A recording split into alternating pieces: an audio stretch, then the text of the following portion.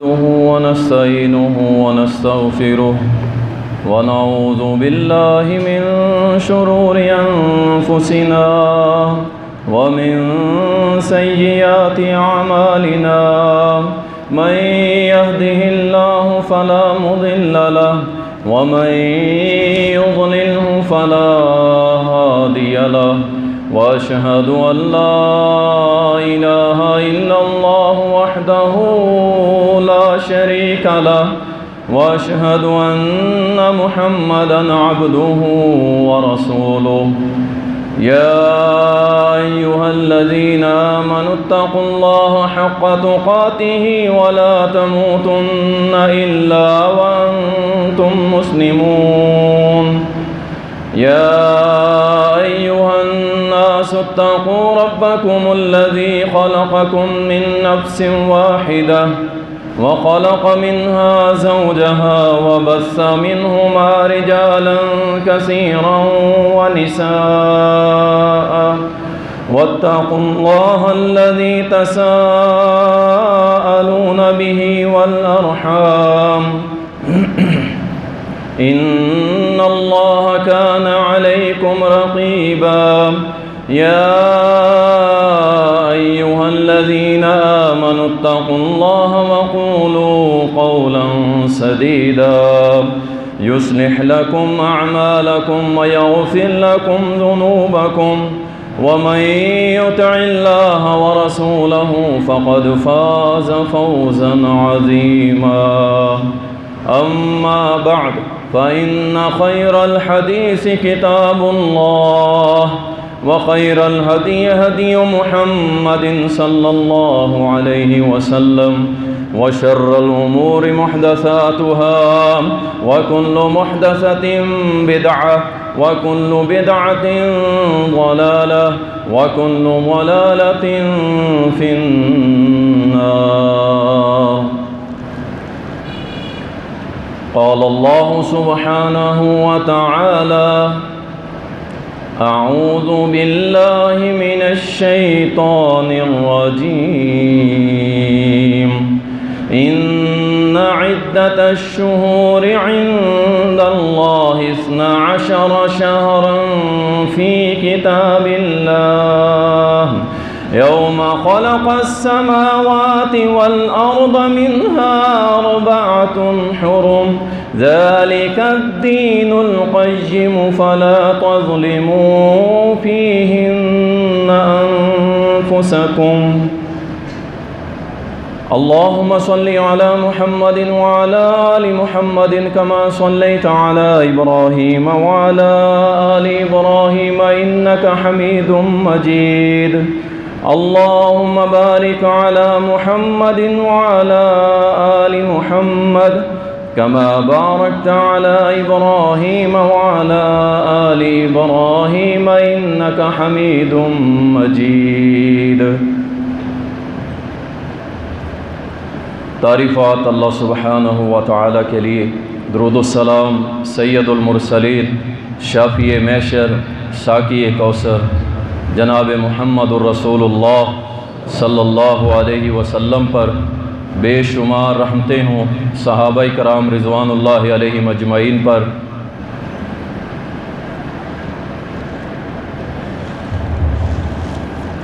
اللہ تعالیٰ فرماتا ہے کہ بے شک اللہ کے ہاں مہینوں کی گنتی 12 ہے، اور یہ گنتی جب سے زمین و آسمان اللہ نے تخلیق کیے ہیں اس وقت سے ہے، اور اس میں 4 مہینے حرمت والے ہیں، اور یہ اللہ کا پکا سچا سیدھا دین ہے۔ اور خصوصاً ان مہینوں کے اندر اپنی جانوں پہ ظلم نہ کیا کرو۔ اللہ نے جتنے بھی اولو العزم رسول بھیجے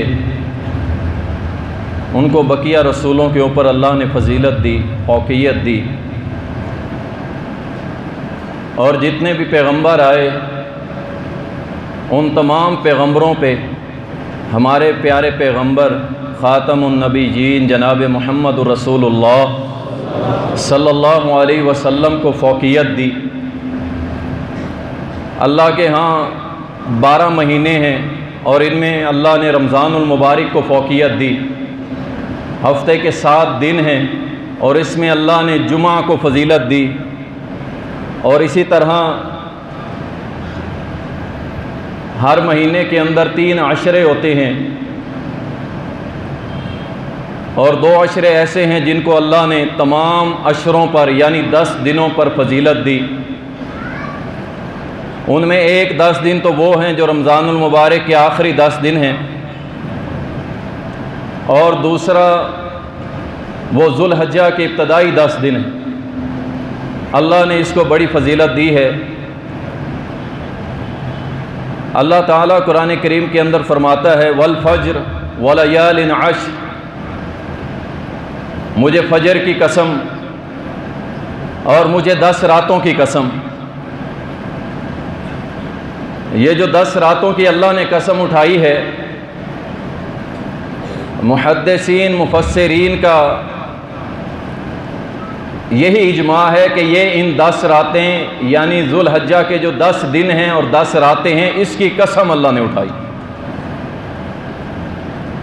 ذو الحجہ کا چاند نظر آنے والا ہے انشاءاللہ تعالی۔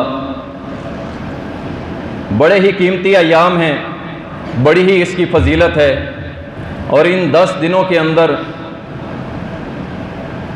ایسے ایسے کام ہوئے کہ جن پر یہودیوں کو بھی حسد ہونے لگا، اور جناب عمر رضی اللہ تعالیٰ عنہ سے کہنے لگے کہ آپ کے قرآن میں ایک ایسی آیت ہے، اگر یہ ہمارے اوپر نازل ہوتی تو ہم اس دن عید منایا کرتے۔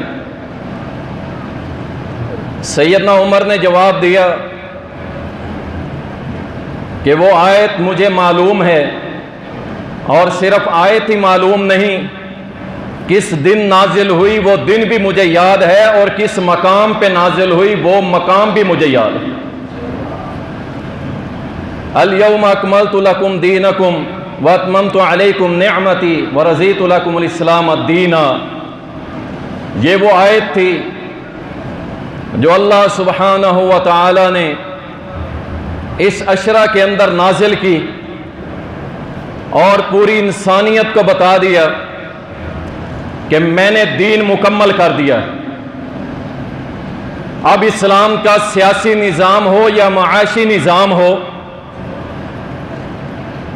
یا معاشرتی نظام ہو یا عبادات ہوں، معاملات ہوں، کوئی بھی ایسی چیز نہیں ہے کہ جس میں کسی اور ایڈیشن کی ضرورت ہو۔ ہم نے دین مکمل کر دیا، تمہارے لیے ایسا دین کہ جس کی راتیں بھی دن کی طرح روشن ہیں۔ اور اگر آج بھی کوئی کہے کہ مجھے دین کی سمجھ نہیں آئی، تو اس کی عقل پہ ماتم کیا جائے گا کہ اللہ نے دین مکمل کر دیا، اور اتنا واضح اور آسان کر دیا کہ اگر کوئی دنیاوی تعلیم کی ایک کلاس بھی نہ پڑھا ہو اور اللہ کے دین کو سیکھنا چاہے، تو یہ اتنا آسان فہم ہے کہ وہ ان پڑھ شخص اللہ کے دین کو سیکھ کر صرف امام مسجد نہیں بنتا، بلکہ مفتی اعظم امام کعبہ بھی بن جاتا ہے۔ یہ آیت اسی عشرہ کے اندر نازل ہوئی تھی۔ میرے بھائی، بڑے قیمتی دن آ رہے ہیں۔ میں صرف 2 باتوں کی طرف آج توجہ کرواؤں گا، کیونکہ اصل داعی ہوتا ہی وہی ہے جو معاشرے کی ضرورت کے مطابق ان کو آگاہی دے۔ تو آج انشاءاللہ تعالی عشرہ ذو الحجہ کے اندر ہم نے کیا کرنا ہے، اور قربانی کے احکام و مسائل کیا ہیں، اس کے اوپر گفتگو کریں گے۔ آپ بھائیوں نے توجہ کرنی ہے اور ساتھ ساتھ دل میں دعا کرنی ہے، اللہ ہمیں عمل کی توفیق دے۔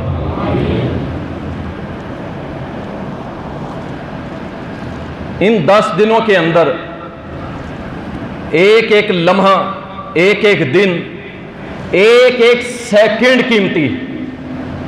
یقین جانیں آپ، اللہ کی محبت اس قدر شدید ہو جاتی ہے ان 10 دنوں میں کہ آپ اس حدیث مبارکہ سے اندازہ لگا لیں۔ یہ صحیح البخاری کے اندر عبداللہ ابن عباس رضی اللہ تعالی عنہما بیان کرتے ہیں، کہتے ہیں کہ رسول اللہ صلی اللہ علیہ وسلم نے فرمایا کہ ان 10 دنوں میں جو عمل کرتا ہے، مثال کے طور پہ آپ نے 2 رکعت نفل پڑھے، کوئی اتنا بڑا عمل نہیں ہے، لیکن نبی علیہ السلام نے فرمایا جو ان 10 دنوں میں عمل کرتا ہے اس عمل کو دنیا کا کوئی نیک عمل اجر کے حساب سے نہیں پہنچ سکتا، جو مرضی کر لے۔ اور صحابہ نے بھی ہاتھ کہاں رکھا؟ سب سے بڑا عمل، فرمایا اللہ کے نبی جہاد کرنے والا بھی نہیں پہنچ سکتا؟ فرمایا ہاں، جہاد کرنے والا بھی اس 2 نفل پڑھنے والے کے اجر کو نہیں پہنچ سکتا۔ آپ اندازہ کیجیے، لیکن وضاحت فرما دی، کیونکہ یہ جہاد جو ہے اس سے بڑا تو عمل کوئی نہیں تھا۔ ہاں، نبی علیہ السلام نے فرمایا وہ شخص جو جہاد کے لیے نکلا، اپنا مال لے کے، اپنی جان لے کے، اور جا کے جہاد کے میدان میں اپنا مال بھی لگا دیتا ہے، اللہ کی راہ میں لٹا دیتا ہے، اور اپنی جان بھی لٹا دیتا ہے، تو اس شہید سے بڑا اجر کوئی نہیں ہے۔ لیکن جو جہاد کرنے والا ہے، غازی بن کے واپس آنے والا ہے، اس سے بڑا اجر ہے جو ان 10 دنوں کے اندر نوافل کا اہتمام کرتا۔ میرے بھائی، ان 10 دنوں کو ضائع نہ کیجیے، اللہ کے لیے ان کی اہمیت کو سمجھیے، ان کے فہم کو سمجھیے۔ انشاءاللہ تعالی ممکن ہے یہ 10 دن اللہ کی طرف سے یہ اسپیشل آفر ہے، اسپیشل آفر۔ اللہ اکبر۔ اس میں ایک ایسا دن آنے والا ہے کہ جس کے بارے میں نبی کائنات صلی اللہ علیہ وسلم نے فرمایا، صحیح مسلم کے اندر آتا ہے کہ ایک سال کے اندر جتنے بھی دن ہیں، ایسا کوئی دن نہیں ہے کہ جس کے اندر اللہ سب سے زیادہ لوگوں کو جہنم سے آزاد کرے، سوائے ایک دن کے جس کا نام ہے یوم عرفہ، عرفہ کا دن، یعنی 9 ذی الحجہ کو اللہ اتنے بندوں کو جہنم سے نکالتا ہے، اتنے بندوں کو کہ آپ اندازہ ہی نہیں کر سکتے۔ یہ انہی 10 دنوں کے اندر ہونے والا ہے، اور خاص یوم عرفہ 9 ذی الحجہ کے دن یہ کام ہونے والا ہے۔ اس لیے میں کہتا ہوں کہ اس عملوں کو اور ان دنوں کو ضائع مت کیجئے، بلکہ نبی کائنات صلی اللہ علیہ وسلم نے فرمایا، صحیح مسلم کے اندر آتا ہے کہ جو شخص یوم عرفہ کا روزہ رکھتا ہے، یوم عرفہ کا، اب یہاں تھوڑا سا اختلاف ہے، کچھ علماء کہتے ہیں کہ یوم عرفہ، لفظ یوم عرفہ کا مطلب ہے جس دن حاجی عرفات کے میدان میں اکٹھے ہوں گے اس دن روزہ رکھنا، اور کچھ علماء کہتے ہیں کہ نہیں، اس سے مراد 9 ذی الحجہ ہے۔ یہ دونوں طرف اختلاف چلتا ہے، اور کچھ کہتے ہیں جی 8 اور 9 کو ہی رکھ لو، لیکن میں سمجھتا ہوں میری بات کو فائنل نہیں ہے، یہ 8 اور 9 کا جو ہے، نبی علیہ السلام نے کتنے روزے رکھنے کا فرمایا ہے؟ 1 روزہ یوم عرفہ، اور ہم کہیں نہیں ہم نے 2 رکھنے۔ ہاں، ایک حدیث ملتی ہے سنن ابو داؤد کے اندر، نبی علیہ السلام کے بارے میں امہات المومنین فرماتی ہیں کہ نبی علیہ السلام ذو الحجہ میں 9 روزے رکھا کرتے تھے۔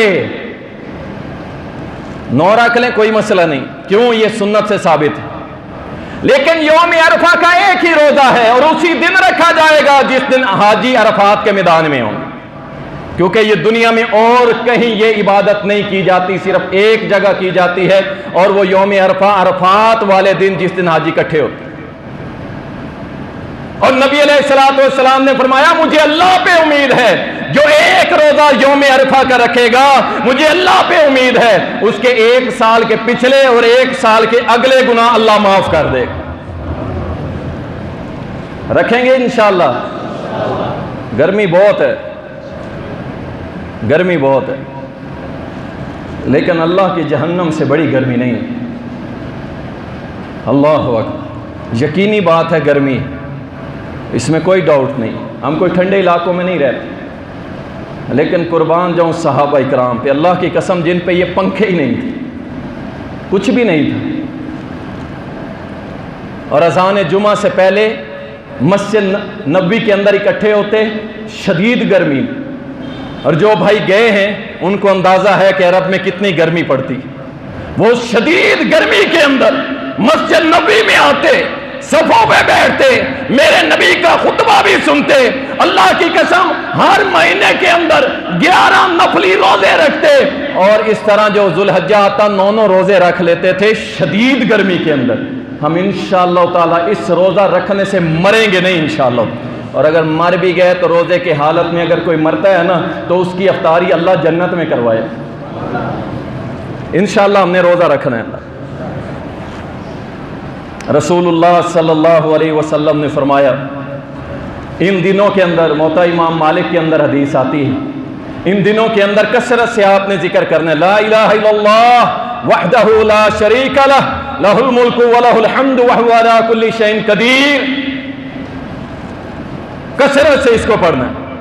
اور ایک حدیث میں آتا ہے سبحان اللہ والحمد للہ ولا الہ الا اللہ واللہ اکبر. اس کو کثرت سے پڑھیں. روئے زمین پہ جہاں جہاں روشنی پڑتی ہے نا، ان 4 کلمات سے بڑھ کے اللہ کو کوئی کلمہ عزیز نہیں. سبحان اللہ والحمد للہ ولا الہ الا اللہ واللہ اکبر. اور عبداللہ ابن عمر رضی اللہ تعالی عنہما کیا ہی کہنا، یہ تو بازاروں میں نکل جاتے تھے، صبح صبح نکلنا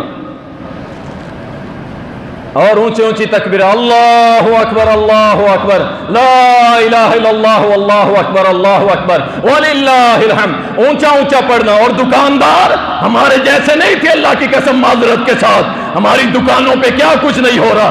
بے پردہ عورتیں اور کچھ دکاندار خود ان کو بے پردہ کرتے ہیں، بوتل کے نام پر، جوسز کے نام پر، پانی پلانے کے نام پر. اور پہلے تو حیا والے دکاندار ہوتے تھے، پردہ کر دیتے تھے کہ بی بی بہن ذرا پردہ کر لے گی، لیکن اب وہ بھی ختم ہو گیا. بھائی جس دکان میں پردہ ہوگا بی بی بہن جائے گی نہیں، وہ کہے گی یہ دکیا نوس پرانے خیال کا ملا مولانا فلاں فلاں. اگر کوئی اس سے بچتا ہے وہ ٹی وی لگوا لیتا ہے دکان میں، کوئی اس سے بچتا ہے تو وہ ہینڈ فری کان میں لگا لیتا ہے. یعنی کسی نہ کسی صورت اللہ کی بغاوت دکان پہ بیٹھ کے. اور یہاں صحابہ جب دیکھتے کہ عبداللہ تکبیریں پڑھ رہے ہیں وہ بھی ساتھ شروع ہو جاتے اللہ اکبر لا الہ الا اللہ واللہ اکبر وللہ الحمد. پاک دکانیں، اللہ کی قسم پاک دکانیں، صاف دکانیں، محمدی دکانیں. پھر کہتے ہیں برکت نہیں آتی جی، فلاں ہو گیا اور فلاں ہو گیا. اللہ اکبر. تو انشاءاللہ تعالی ہم نے ان 10 دنوں میں کثرت سے نوافل کا اہتمام کرنا ہے انشاءاللہ تعالی. دیکھیں اگر روزے نہیں رکھ سکتے 9 تو یہ کام کر لیں. نفل پڑھنے والا، نبی علیہ الصلوۃ والسلام نے فرمایا ایک نفل پڑھنے والا اتنے نفل پڑھتا ہے کہ اللہ اس سے محبت کرنے لگ جاتا ہے. اللہ جبریل کو بلاتا ہے، جبریل فلاں جامعہ رحمانیہ میں پڑھنے والا نمازی نوافل پڑھنے والا تیرا رب اس سے محبت کرتا ہے اور تو بھی اس سے محبت کر. جبریل کہتا ہے اللہ میں بھی اس سے محبت کرتا ہوں. جبریل آسمان دنیا پہ 7واں آسمان اور زمین پہ جتنے فرشتے ہیں نا سب کو اعلان کرتا ہے او پوری کائنات کے فرشتوں سن لو، فلاں ابن فلاں مسجد میں پڑھنے والا نمازی نوافل پڑھنے والا اس سے رب کریم عزت کرتا ہے، جبریل بھی عزت کرتا ہے اور پوری کائنات کے فرشتوں تمہیں اللہ کا آرڈر ہے کہ تم سارے اس سے محبت کرو. آپ یہ بتائیے جس سے اتنی مخلوقات اللہ کی اور پاکیزہ مخلوقات محبت کرے گی تو اس کا کیا مقام ہوگا. کثرت سے نوافل کا اہتمام کریں، ذکر کریں، تلاوت کریں، صدقہ کریں، ہر روز کریں. ان دنوں میں خصوصاً 10 20 50 روز کریں. نبی علیہ السلام نے فرمایا کل قیامت کے روز جب گرمی ہوگی ہر طرف پسینے سے شرابور لوگ ہوں گے اور کچھ لوگ چھوٹی چھوٹی بدلیوں کے سائے تلے ہوں گے. پوچھا گیا اللہ کے نبی یہ کون لوگ ہوں گے؟ فرمایا جو اپنے ہاتھ سے صدقہ کرتے تھے کل قیامت کے روز اللہ وہ صدقہ بادل بنا کے ان کے اوپر لے آئے گا. تیاریاں کر لو میرے بھائی، تیاریاں کر لو. کبھی آپ نے سوچا ہے آج سے 100 سال بعد ہم کہاں ہوں گے؟ یہ جو ہم بیٹھے ہیں 100 سال بعد کہاں ہوں گے؟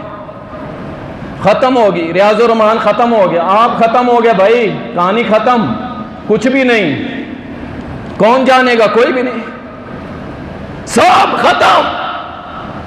اللہ اکبر، کنفرم ہے، یقین ہے ہمیں، لیکن اس کے باوجود ہماری کوئی تیاری نہیں۔ اس لیے ان 10 دن کو غنیمت جانتے ہوئے آگے بڑھتے ہیں۔ رسول اللہ صلی اللہ علیہ وسلم جو ہیں قربانی کے احکام و مسائل ضرور سن لیں۔ آپ نے قربانیاں خریدنی ہیں، کرنی ہیں، اللہ اپنی بارگاہ میں قبول فرما لے۔ یہ سنت ابراہیمی ہے۔ ابراہیم علیہ السلام کی عظیم قربانی اپنے بیٹے کو قربان کرنے کے لیے تیار ہو گئے تھے۔ انشاءاللہ اگلے جمعہ اس کے اوپر بیان کریں گے، اور اسپیشل جمعہ ہوگا انشاءاللہ۔ ویسے تو ہر جمعے ہم محنت کر کے آتے ہیں، لیکن انشاءاللہ وہ جمعہ بڑی ہی پیاری کسی نے بات لکھی تھی کہ ہم قربانی کو یاد رکھتے ہیں، لیکن جو باپ بیٹے کی اصل قربانی اور بات چیت تھی اسے ہم بھول چکے۔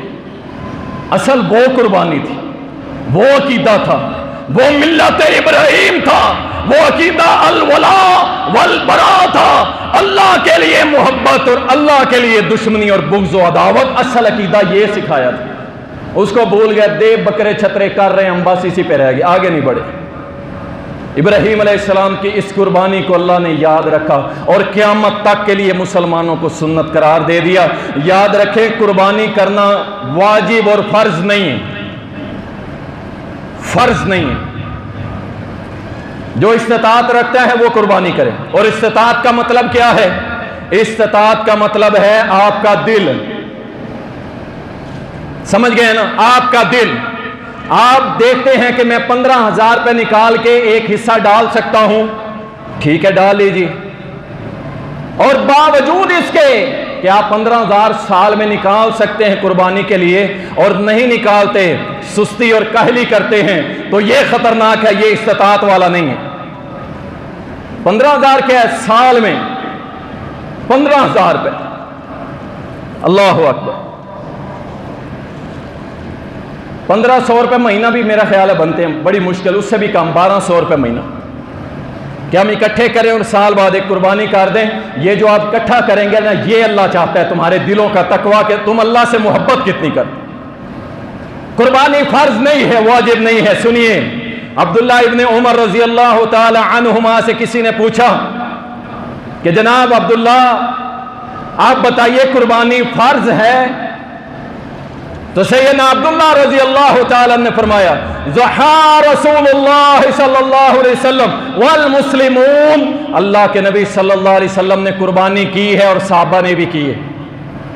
وہ پھر کہنے لگا نہیں نہیں، مجھے بتاؤ قربانی فرض ہے۔ اللہ اکبر۔ کچھ لوگ کہتے ہیں نا، اور دسو جی رفیہ دین فرض ہے، آمین فرض ہے، فلاں فرض ہے۔ او بھائی ہم نہیں کہتے، ہم وہی جواب دیتے ہیں جو عبداللہ ابن عمر نے دیا تھا کہ یہ محمد الرسول اللہ نے کیا ہے، صحابہ نے کیا ہے، اس لیے ہم بھی کرتے ہیں۔ تو جب اس نے دوبارہ کہا نا قربانی فرض ہے، آگے سے عبداللہ رضی اللہ تعالیٰ نے فرمایا آتا عقیلو، تجھے عقل نہیں ہے؟ میری بات نہیں سنی تو نے؟ میری بات نہیں سنی؟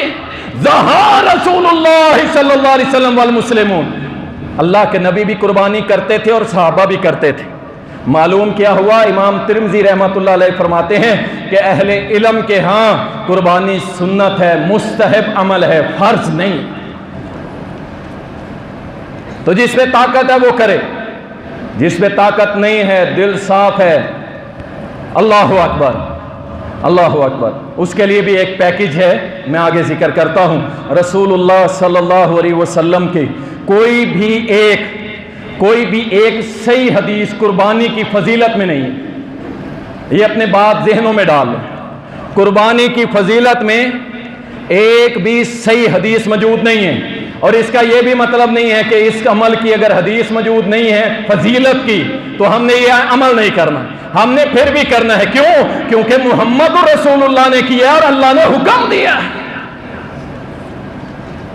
اور میں سمجھتا ہوں، جو میری سمجھ میں آیا ہے کہ کیوں نہیں بتایا گیا، جیسے اللہ نے فرمایا نا کہ اللہ فرماتا ہے، نبی علیہ السلام کی حدیث قدسی ہے، الصوم لی وانا اجزی بہ، روزہ میرے لیے، میں اس کا اجر دوں۔ میری سمجھ میں تو یہی آتا ہے، کیا میری سمجھ میں یہی آتا ہے کہ یہ معاملہ دل کا ہے اور اس کا اجر اتنا اللہ دے گا کہ ہماری سوچ سے بھی زیادہ ہو، اتنا اللہ اجر دے گا۔ اللہ اکبر۔ تو جو شخص باوجود طاقت کے قربانی نہیں کرتا، سنن ابن ماجہ کے اندر حدیث آتی ہے، رسول اللہ صلی اللہ علیہ وسلم نے فرمایا جو شخص طاقت کے باوجود قربانی نہیں کرتا ہے وہ ہماری عیدگاہ کے قریب بھی نہ آئے۔ اور نماز پڑھنا تو دور کی بات ہے، نماز پڑھنا دور کی بات ہے، ہماری عیدگاہ کے قریب بھی نہ آئے۔ اس قدر سخت حکم ہے۔ اور اکثر لوگ کیا کرتے ہیں، شادی بیاہوں پہ لاکھوں روپے خرچ کر دیتے ہیں اور قربانی پہ کہتے ہیں جی ساڑی تو طاقت کوئی نہیں، میں نے تو قرضہ بڑا دینا ہے، میں نے تو فلاں کرنا ہے، میں نے تو فلاں کرنا ہے۔ یاد رکھیں قرض اٹھا کے بھی قربانی کی جا سکتی ہے۔ جس شخص کو یہ یقین ہو کہ میں کما کے اتار سکتا ہوں، اس کا قرضہ اتار سکتا ہوں، اور وہ چاہتا ہے کہ میں قرضہ اٹھا کے قربانی کر لوں، وہ کرے، اللہ انشاءاللہ قبول کرے۔ رسول اللہ صلی اللہ علیہ وسلم نے بے شمار مسائل قربانی کے ہمیں سکھائے ہیں، اور سب سے پہلی جو شرط ہے نا قربانی، وہ میں نے پچھلے جمعے بیان کر دی۔ عقیدہ اگر صحیح نہیں ہوگا نا، آپ کا عقیدہ گندا ہے، آپ کے عقیدے میں گندگی ہے، اللہ آپ کی قربانی قبول نہیں کرے گا۔ یہ بات تو ذہنوں سے نکال دیں، چاہے آپ اونٹ کریں یا 500 بکرے ذبح کر دیں، اگر آپ کا عقیدہ توحید نہیں ہے اللہ آپ کی قربانی قبول نہیں کرے گا۔ وہ میں نے بڑی ڈیٹیل سے وہ جمعہ پڑھایا ہے، جنہوں نے نہیں سنا وہ دوبارہ سن لیں جا کے یوٹیوب کے اوپر، لیکن وہ جمعہ میں نے پڑھایا اس لیے تھا کہ ہمارے بہت سارے بھائی لا الہ الا اللہ پڑھتے ہیں اور ساتھ اللہ کے شرک کرتے ہیں، اور قربانی سب سے بڑی ان کی ہوتی ہے۔ تو یاد رکھیں جس کا عقیدہ توحید نہیں اس کی کوئی قربانی۔ نمبر 2، حلال کمائی شرط ہے، قربانی کی شرط ہے حلال کمائی۔ یہ جتنا حرام کما کے کاروبار یہ لوگ سن لیں، حرام کما کے بڑی بڑی قربانیاں کرتے ہیں نا، یہ بس گوشت کھاتے ہیں اور کچھ نہیں ملتا ان کو، حرام۔ اس کے اوپر پورا جمعہ میں نے پڑھایا تھا تجارت کے اوپر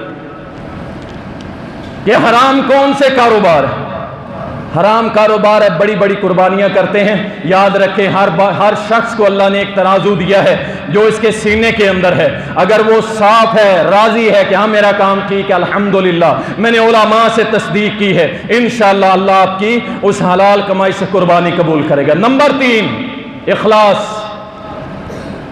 ریاکاری نہ ہو۔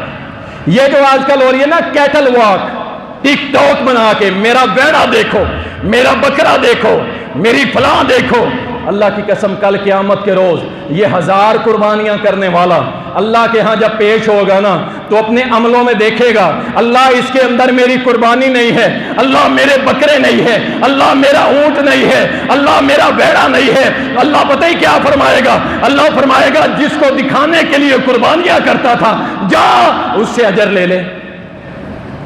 ٹک ٹاک بنا رہے ہیں بکروں کے اوپر، ویڑے لے کے پھر رہے ہیں،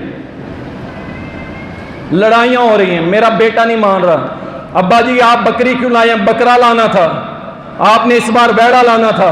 پوری فیملیاں 10 دن ذوالحجہ کے جا کے منڈیوں کے اندر گزارتے ہیں، بے شرمی کی انتہا، خواتین کو لے کے منڈیوں میں پہنچے، گلیوں میں پھر رہے ہیں، محلوں میں پھر رہے ہیں ویڑوں کی، اور باقاعدہ کیٹل واک ہوتی ہے، لوگوں کو دعوت دی جاتی ہے آؤ ہمارے ویڑے دیکھو کس طرح ہم نے پالے ہیں، اور وہ سٹیج لگاتے ہیں، ڈول بجاتے ہیں، گانے گاتے ہیں، اور قربانی کرنی کس کے لیے ہے؟ کہتے ہیں اللہ کے لیے۔ اور کبھی سوچا تم نے کہ تمہارے گھر میں جب گوشت کٹے گا اور تم نے تو اپنے فریجوں کو صرف بھر لینا ہے، لیکن یاد رکھو کسی غریب، کسی یتیم، کسی مسکین نے دیکھ لیا تمہارا جانور اور اس کے دل سے یہ آ نکلی اللہ کاش آج میرا باپ بھی زندہ ہوتا، آج میرے باپ کو بھی تو نے طاقت دی ہوتی، اللہ کی قسم یا اللہ آج میں بھی اپنے گھر میں بکرا لے کے پھر رہا ہوتا، یہ آ تمہاری 1000 قربانیوں کو مٹا کے رکھ دے۔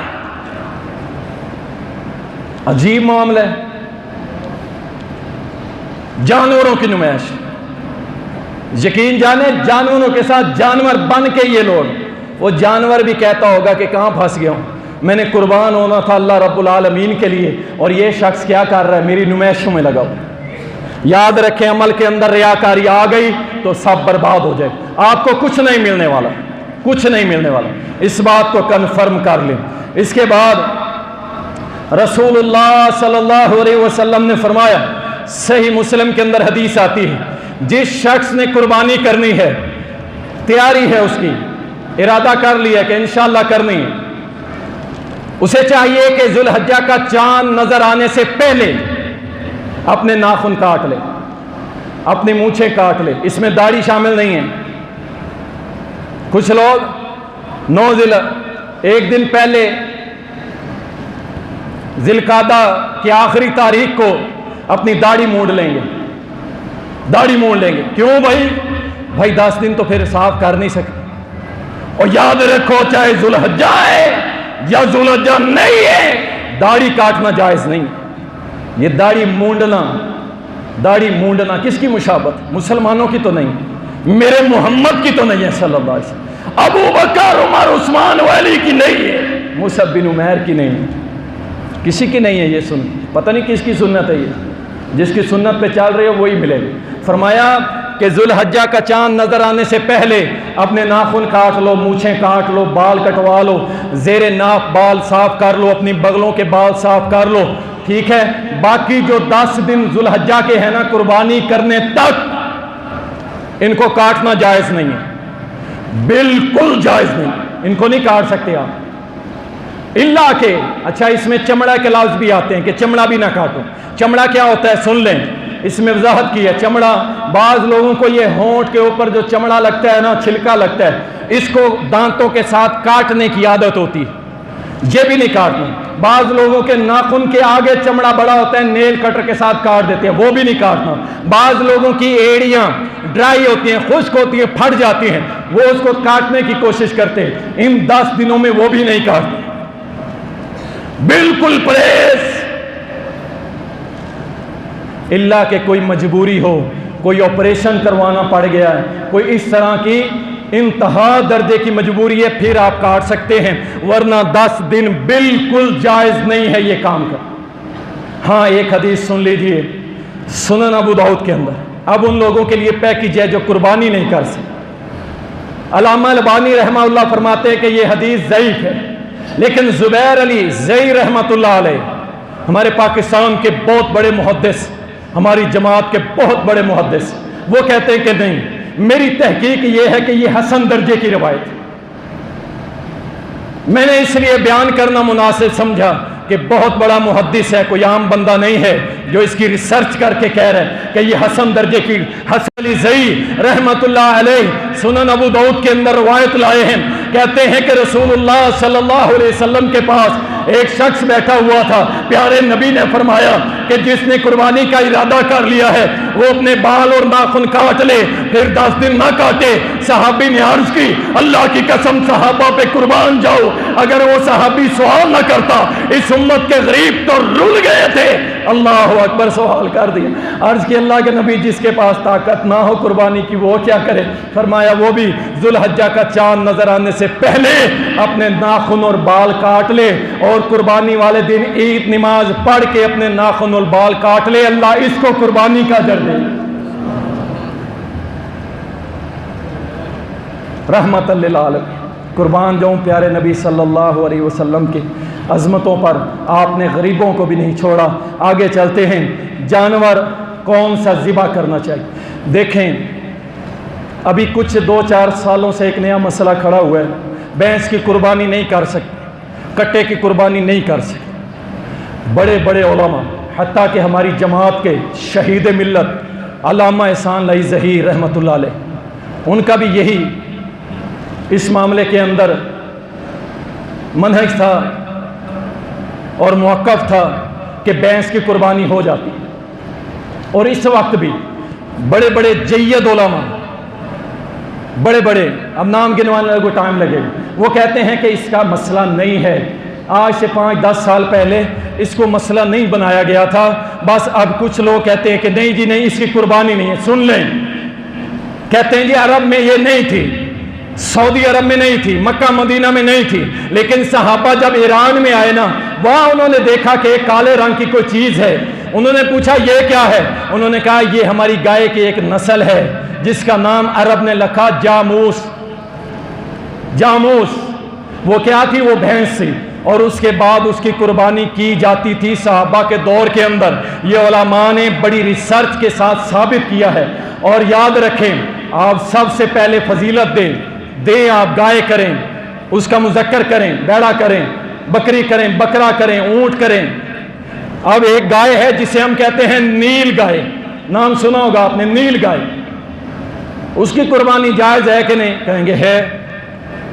भाई वो गाय तो नहीं है, उसका नाम कुछ और है, वो तो हमने रखा हुआ है नील गाय, लेकिन उसका असल नाम कुछ और है, लेकिन हम उसे गाय कहते हैं। क्यों? वो गाय की किस्मों में से एक किस्म है। इसी तरह एक और मुल्क में गाय पाई जाती है, उसकी शक्ल ही नहीं मिलती गाय के साथ, लेकिन लोग वहां कुर्बानी करते हैं उसको गाय की सफ़ों में डाल। तो इसलिए इस मसले में कोई दस्त व गिरबान होने की ज़रूरत नहीं है। अगर कोई करना चाहता है करता है, उस पर जो हुक्म लगाएगा ना कि इसकी होती नहीं है, तो याद रखें अल्लाह के यहाँ ये खुद ही जवाब देगा। हमने मसला आपके सामने रख दिया है, फतवा लगाने से बचा करें। इसके बाद दुंदा जानवर, दुंदा दो दांता, ला तज़बाहु इल्ला मुसिन्ना, दो दांत नीचे वाले गिर के दोबारा निकले हों। कुछ लोग तारों से खींच देते हैं और कहते हैं जी ये निकल आएंगे सुबह तक। हराम खोरी की लत लगी हुई अल्लाह की। आप आम लेने जाओ, सामने खूबसूरत पीछे गंदे। अच्छा, आप जामुन लेने जाओ, सामने खूबसूरत पीछे गंदे। आप सब्जी लेने जाओ, सामने खूबसूरत पीछे गंदी। अच्छा, फिर अल्लाह की रहमत कहां से आएगी? और मैंने देखा अल्लाह की कसम, ऐसे लोग जो आज से 20 साल पहले रेहड़ी लगाते थे और आज भी रेहड़ी पे ही बैठे हैं और घर भी वहीं खड़ा है और कर्जाई के कर्जाई हैं। जब पूछा जाता है ओ जी काम कोई नहीं है, मुल्क की हालात बड़े ख़राब हैं, हमारा वजीर आज़म ऐसा है, इन्ना लिल्लाहि व इन्ना इलैहि राजिऊन, और जब उसके आम हटाए जाते हैं, भाई ये पीछे गंद क्या रखा हुआ है? कहता है जी ये भी तो हमने बेचने हैं। हराम पे लगे हुए। अच्छा, और काम पकड़ा हुआ है। बगैर सींग के जानवर लोग पसंद करते हैं, ड्रिल के साथ उसमें सर में सुराख करके सींग निकाल देते। इन्ना लिल्लाहि व इन्ना इलैहि राजिऊन। इस कदर जुल्म हराम पे लगी हुई को। अच्छा, वो हमारा वजीर आजम गंदा है, हमारा सदर गंदा है, भाई तू कैसे है? और ये फिक्र करो कि मैं कैसा हूं। हर बंदा फिक्र करे। इंशाअल्लाह ताला जब खुद भी हम सही होंगे, मुआशरा भी ठीक होगा, इंशाअल्लाह मेरा रब हुक्मरान भी अच्छे अच्छे दे देगा। हम खुद गंदे। आप देखें ना, एक आम फेरी वाला, वो भी 2 नंबरी का, उसकी कोशिश है किसी तरह मुसलमान पे जुल्म कर।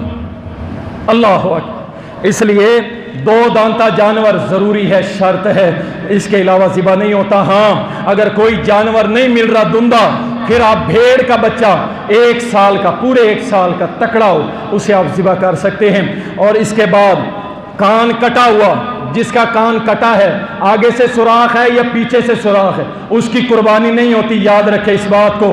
बिल्कुल काना, जिसकी आँख खराब हो चुकी है, बंद हो चुकी है, गल चुकी है, उसकी कुर्बानी भी नहीं होती है। लंगड़ा जानवर, उसकी भी नहीं होती है। हड्डियों का पिंजरा, जिसके हड्डियों में गुद्दा नहीं, मेख नहीं, उसकी कुर्बानी भी नहीं होती है। याद रखें। और इसी तरह जानवर का मालिक होना भी ज़रूरी है, मालिक होना ज़रूरी है।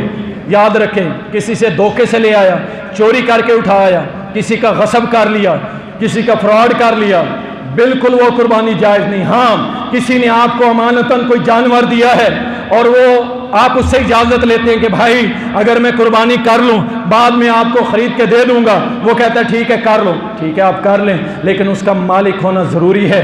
कुर्बानी 4 दिन आप कर सकते हैं। मुस्नद अहमद के अंदर हदीस मौजूद है, 10, 11, 12, 13 की मगरिब तक आप कुर्बानी कर सकते हैं। ये हदीस सुन्नत से साबित है। और इसी तरह पहले दिन की कुर्बानी अफजल है, अफजल है, अफजल है। पहले दिन की कुर्बानी क्यों? क्योंकि 10 ज़ुल्हज्जा اشرا ذوالحجہ کے اندر آتا ہے اور ان 10 دنوں کی قسم میرے رب نے کھائی ہے، تو 10 تاریخ 10 ذوالحجہ پہلے دن کی قربانی افضل ہے۔ رسول اللہ صلی اللہ علیہ وسلم کے صحابی کہتے ہیں ہم نے اللہ کے نبی صلی اللہ علیہ وسلم کے ساتھ سفر کیا اور درمیان میں سفر میں عید الاضحیٰ آ گئی، ہم نے گائے میں 7 حصے رکھے اور اونٹ میں 10 حصے رکھے ہم نے۔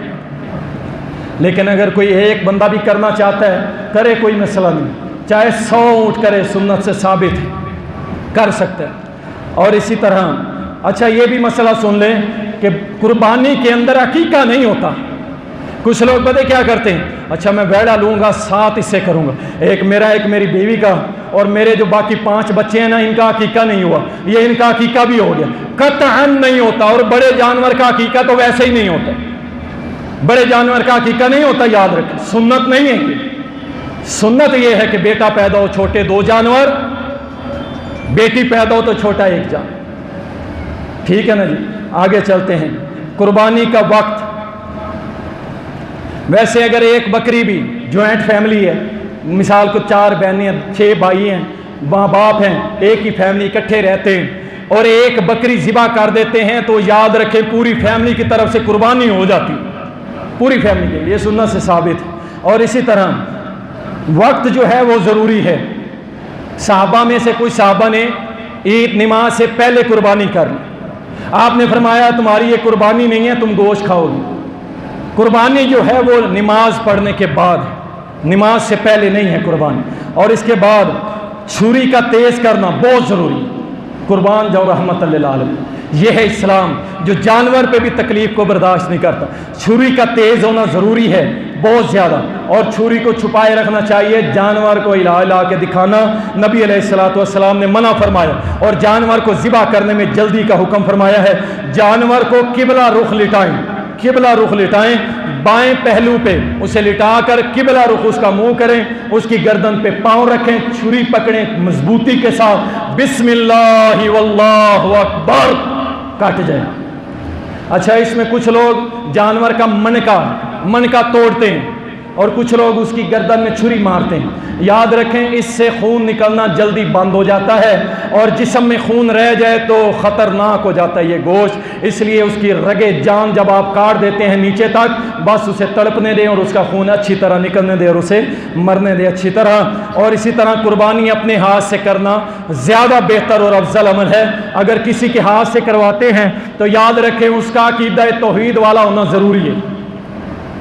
قبر چٹ سے آپ نے قربانی نہیں کروانی، خود کریں یار، آپ نہیں کر سکتے، اگر آپ کی بیوی دلیر ہے اسے کہ تو کر۔